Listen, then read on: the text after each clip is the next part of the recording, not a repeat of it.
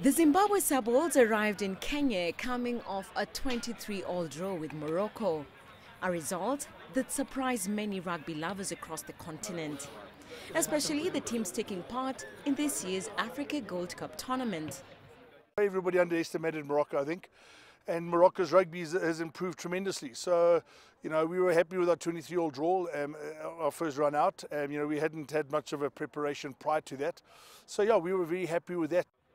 This result put Zimbabwe in a precarious position of qualifying to the World Cup finals, especially with a game against Kenya, a team they have had historical clashes with. The last time Kenya and Zimbabwe faced off, Kenya won 41-22 in Harare. Well, nothing different from Kenya. I think Kenya are highly aggressive and highly active on the field. You know, they run the ball really wide. They try and get the ball wide. So, you know, it's the way Kenya's always played. So we expect exactly the same at a high tempo. The game played at a high pace.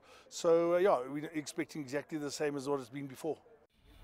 Their opponents, the Kenya Simbas, on the other hand, managed a 28-24 victory over Morocco. But the game saw several of their weaknesses in the breakdowns and set pieces exposed. Obviously, I've been asked a lot about the line out and the set piece, so very short turnaround with these games, particularly seeing as the boys aren't professionals. So we've only had time for a couple of runs, so we've had a look at some line out improvements. And we've done a bit of scrummaging and just the general team runs.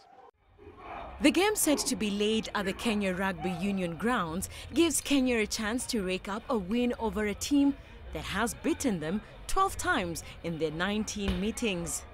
Well, obviously we've watched the video of their game against Morocco, and we realise it's going to be a big task.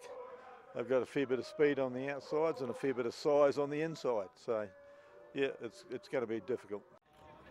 The prize for this year's Africa Gold Cup is a trip to Japan. Namibia are the favourites, but Kenya and Zimbabwe are going to try and cause an upset. Suzanne Mwongeli, CGTN.